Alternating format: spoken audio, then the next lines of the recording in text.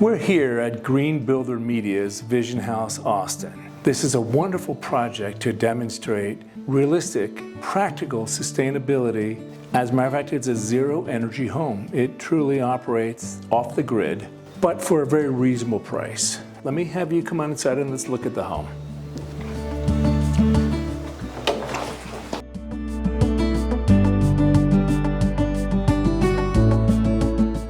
We've been doing zero energy homes for almost 40 years now and have gotten it down to a bit of a science. It starts with a good, sensible project programming and then a good design that's oriented well for its site. Now, what I mean about project programming is we talk to the client and find out not only what they want, but why do they want that? And what are the consequences? What are the ramifications of what they're asking for? Because that's the part of a project where you as an architect or builder can inform your client about what they're asking for so they can make more informed decisions. Of course, when you're designing a custom home for a particular client, you need to understand who they are and what's important to them. The Georges, in this case, are both in their mid-80s.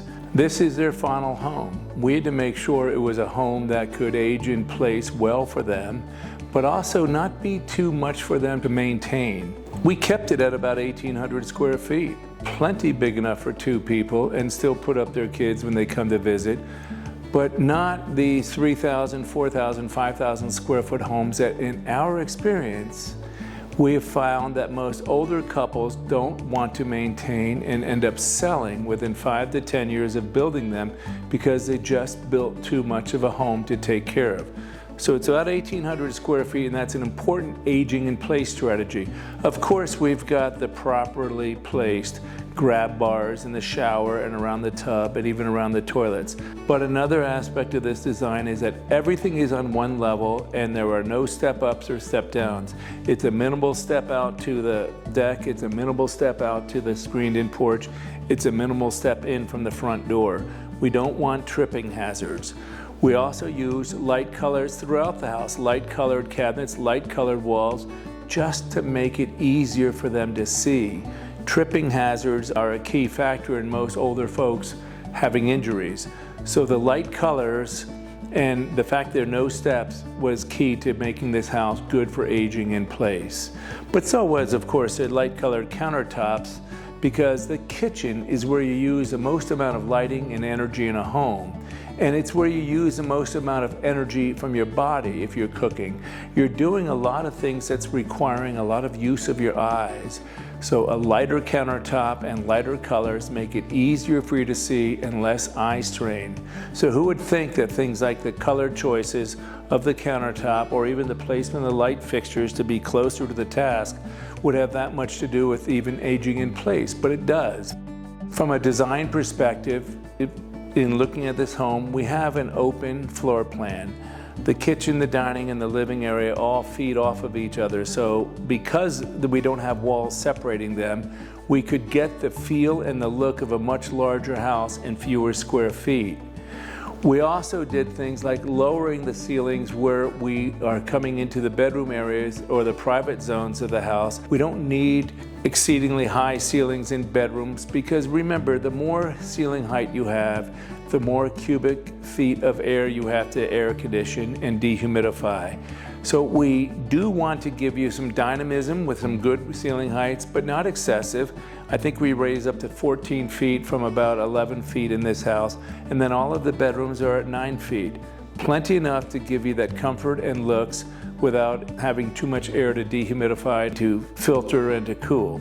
So we try to help our clients avoid what's trendy or the current fad and do what's going to make for a very comfortable, energy efficient, and long-lasting home. So the same things that make the house comfortable and energy efficient are the same things that will make it more durable. And that is really what sustainability should be about. So let's go further and talk about what we did outside the home before we come on inside. You'll notice here that we've got generally a lighter colored exterior, which makes it so the house doesn't absorb as much heat. If there is masonry, it's a light colored, in this case, locally harvested or locally quarried masonry that will keep it cool. We've also got broad overhangs on the house to protect the windows and the doors. The less of an overhang you have on a home to protect the windows, doors, and siding, the more problems you're going to have over time.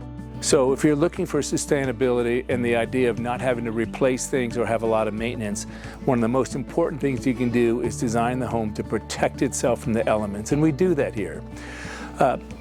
We also oriented the house so that there is a screened-in porch at the one end off the kitchen, facing in such a way that it receives the prevailing breezes, yet protects itself from the cold winter winds.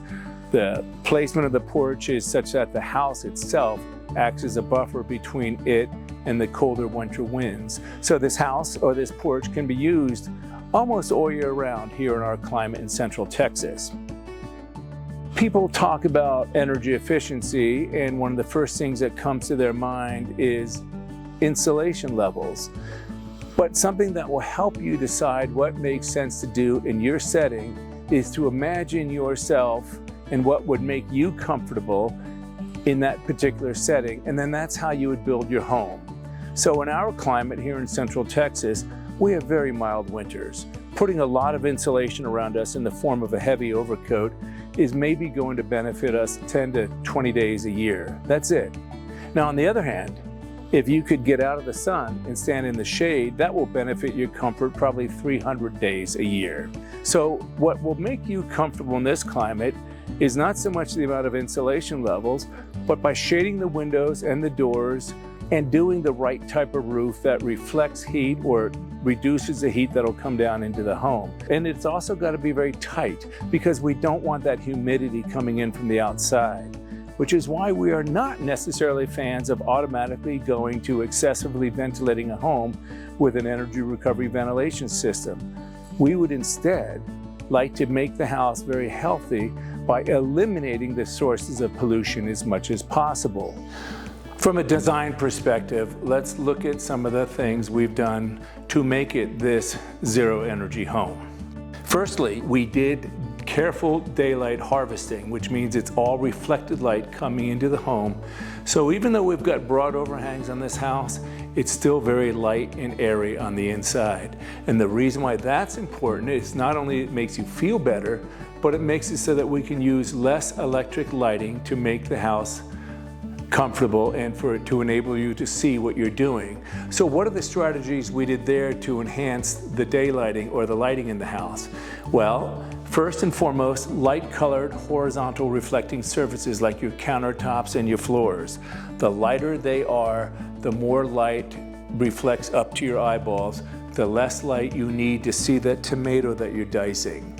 The second thing we did was we put the light fixtures close to the task.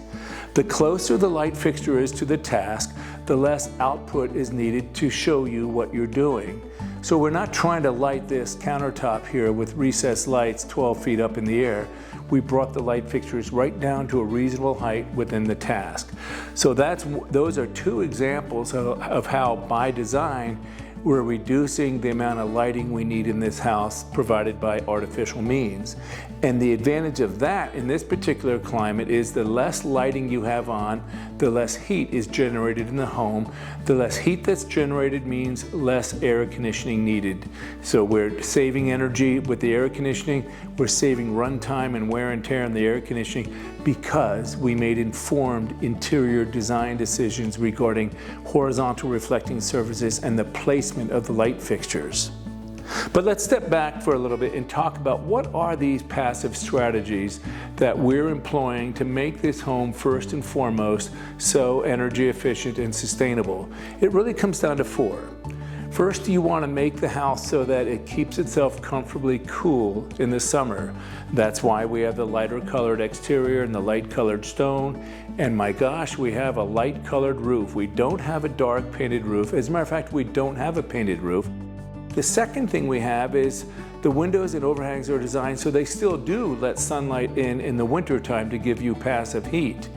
So it's passive cooling and passive heating as a function of the window placement and the awnings and roof overhang designs. The third element is natural ventilation strategies.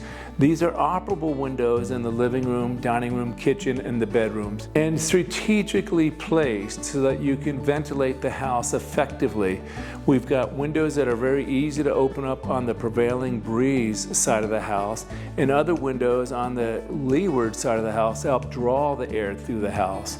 So it's not just random placement of the doors and windows, it's strategic placement to enhance the natural ventilation in the house. The fourth element, of course, is something we've talked a bit about, which is daylighting by design. The more you can harvest nature's natural light, the less you'll have to use electric lighting inside your house. So it's passive cooling, passive heating, natural ventilation strategies, and daylighting by design. So we talked a little bit about the passive cooling strategies, and I talked about the roof needing to be a special roof to deal with this hot, searing summer sun that we have here. The roof is a Galvalume roof. It's installed in such a way to act as a shading umbrella. It's actually installed above the roof underlayment so that we can induce ventilation between the two. It's a roof system that we developed at our office at Barley Pfeiffer Architecture about 24 years ago. We've tested it, we know it works wonderfully. We like using Galvalume as a roofing material because the whole roof is coated with molten aluminum and zinc, so it acts as a great radiant barrier. The underside has got the radiant barrier coating such that it only lets about 20% of the heat penetrate through the roof to the airspace below, and then that airspace below is ventilated. So we have a ventilated shading umbrella roof, yet a sealed attic below. So we've got the best of both worlds. It makes a roofing material last longer too, because if any moisture gets underneath it, it can drain out or dry out, and it makes the house much more comfortable because it's literally like standing underneath a shade tree in the summertime. And then I also mentioned about, well, what's very important is indoor air quality and health. And how did we deal with those issues from a design and passive point of view? Well, the first one was, of course, separate the polluting sources from the living spaces. We separate the garage from the house. Most people store things in their garage that you don't want to have the fumes from inside your house. But the other reason is, in our climate and in a lot of climates, the garage has got warmer and more humid air than the home. And the laws of nature kick in. The garage air wants to infiltrate into the house because it's warmer out there and things go from warm to cool, and it's more humid out there, things go from wet to dry. So it's very important to consider separating the garage from the house so we don't get that infiltration of the garage air into the house. But then by design, there's something else that plays into this indoor air quality strategizing. We place the air handler in the air conditioning system more or less in the center of the zone that it's serving. We can therefore use shorter duct runs and more balanced duct runs to minimize the amount of loss we'll have through the ducts. The less the ducts leak, the less the house goes into a vacuum. The less the house goes into a vacuum, the less it's trying to pull in air from the garage or from the outside. So leaky ducts indeed do cause a house to suck. Because if you just have 10 or 15% duct leakage, you're not only losing 10 or 15% of the air that you just spent money processing, but because it's not going back into the house is trying to make up for that loss of air by sucking more air in from around the doors and windows and maybe in from the garage or down from the fireplace chimney. So airtight duct system that's shorter makes for a healthier home. Now, I also said that's shorter. So one of the other strategies we did here is not only is there a centrally placed air handler, but there's one duct run going down the center of the house. It makes it very easy to move the air through it. That reduces the power the air handler needs to deliver air. And here's another fact. We blow the air towards the exterior instead of ducting it towards the exterior. We don't have to run a duct all the way over to a window and then blow the air down across the face of the window anymore. Not if we're building houses tightly with high-grade spray polyurethane foam and using very good windows. No need to waste the money, nor the energy ducting air all the way to the perimeter. In this particular house, I mentioned earlier that the air handler is located close to the center of the house to minimize duct runs and minimize the amount of energy required by the air handler to deliver that air. But there are a few other things here. It's very accessible and easy for the homeowner to maintain. And I think of that as an aging in place strategy. You don't have to try crawling up into an attic to flush your water heater or change your air conditioning filter. It's all right here in the hallway in the center of the house. And because we have a soft start air handler, you barely hear it when it comes on. And we've got a baffle built into the return air chase to be a sound deadening device. So it's a very quiet system, but very accessible and very easy to deal with. The filter system is right here at the base of the unit where you can just easily access it. You can flush the coil from any mold and mildew that might build up because we have a valve at the base, so it allows you to pour bleach water in there to backwash the evaporator pan. We can drain the water heater very easily, turn on and off the water at the supply valve, drain it, and it runs right to the outside. So it's easy to maintain and it's not overly expensive. This is just a very efficient heat pump water heater, but you don't even need to use a heat pump water heater. You could use just a super insulated electric water heater and get marvelous results we found. So it's a good and simple to maintain mechanical and water heating system in this home. We've talked about the passive design strategies and programming strategies that make this house so successful. But let's not forget that the house is all electric for a reason. There's 12 kilowatts of renewable energy being generated on the roof of this house. The roof was designed at the right angle and facing the right direction to maximize the output of a photovoltaic system, and there's battery storage. So the homeowner last month got an energy bill that was actually a $73 credit to be applied to future energy bills. But first and foremost, the home was designed to use less energy in the first place by managing the radiation that would affect the cooling costs and the lighting and other attributes that we've talked about. So perhaps to wrap up, what we're demonstrating here is a home that is not overly complicated. It'll be easy to maintain. We don't want to add more equipment than necessary. That will save money in construction costs, make a climate responsive house affordable to most people, and make it much more easy to own.